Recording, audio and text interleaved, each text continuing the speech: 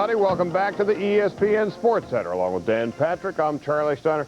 Hand it to Herschel Walker. Whatever he does makes news, oftentimes make history, and one thing he can bank on, he makes money. You know what was interesting? Herschel was saying that he was viewing the game as a business. He says now that he's going to Minnesota, it's going to be fun, which could be scary considering how talented Herschel Walker is. 4 years ago, the Cowboys paid Herschel $5 million to come to Dallas.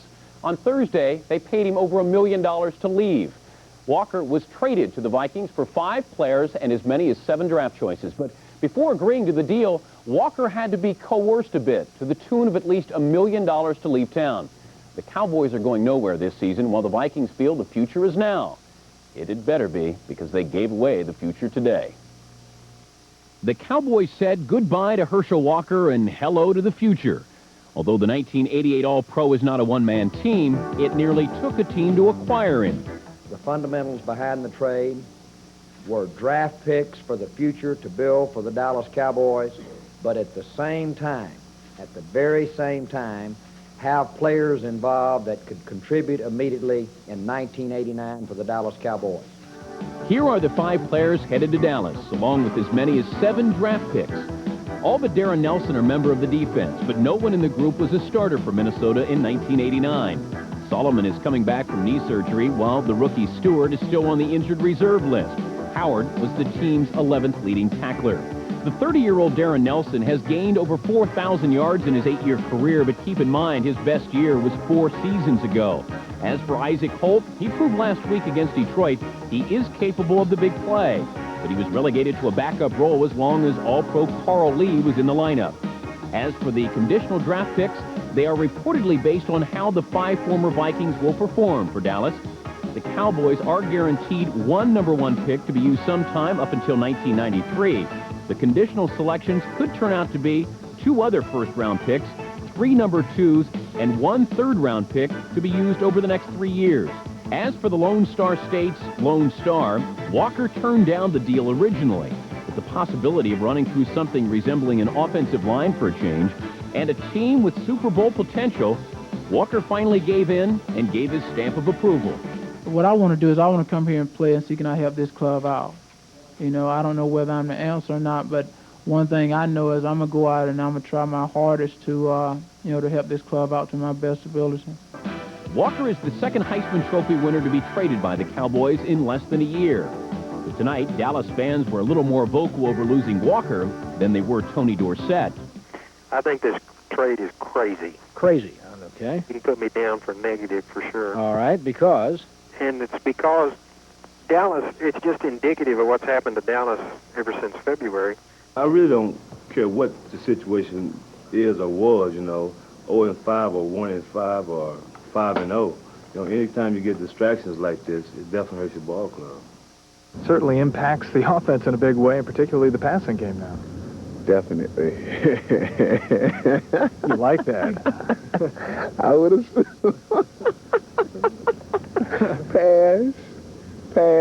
pass. When Stephen Troy's arm get tired, we'll pass a little bit more, hopefully. The 27-year-old Walker is going to a team full of potential and full of problems.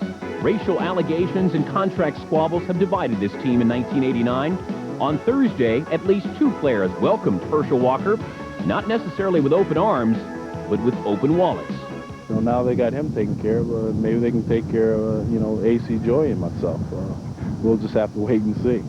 Well, it just shows that they have money here, and that's all I've been saying all along, that they have the money, but they haven't really given it to anybody, and now that they're giving it to people, I don't see why not they can't give it to me. The Vikings will play the Packers on Sunday. Herschel Walker says he will be in uniform, but he hopes to be more than just in uniform. He hopes to be in action. Charlie?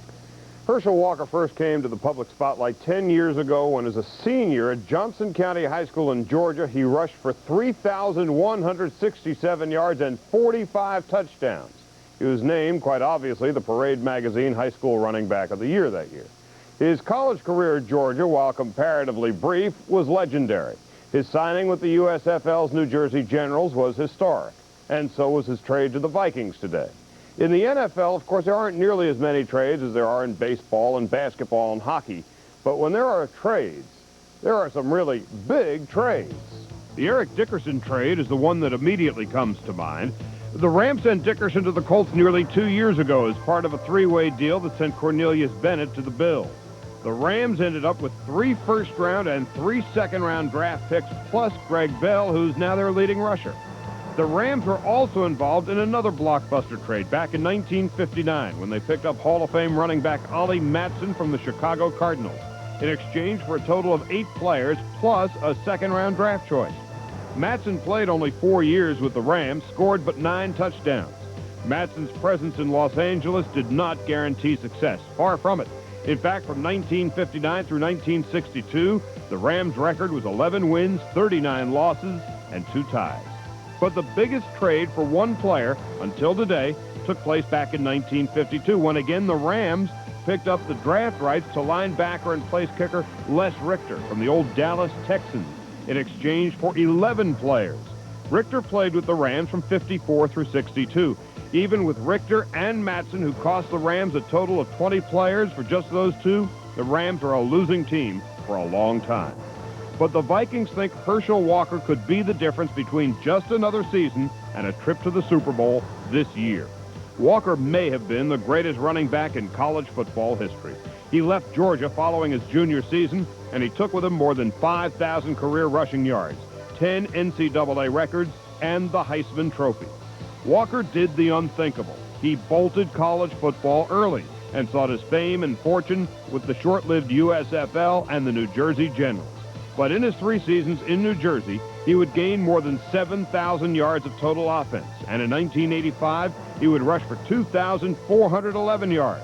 And when the USFL went belly up, Herschel Walker became a Cowboy. The Cowboys, with Tom Landry calling the shots, made Walker their runner and their pass receiver. He led the Cowboys in both categories when he left Dallas today, even though he was being used less and less under Jimmy Johnson. In his 4+ years in Dallas, Walker ran for more than 3,000 yards and caught passes for more than 2,000 until he caught his plane to Minnesota today.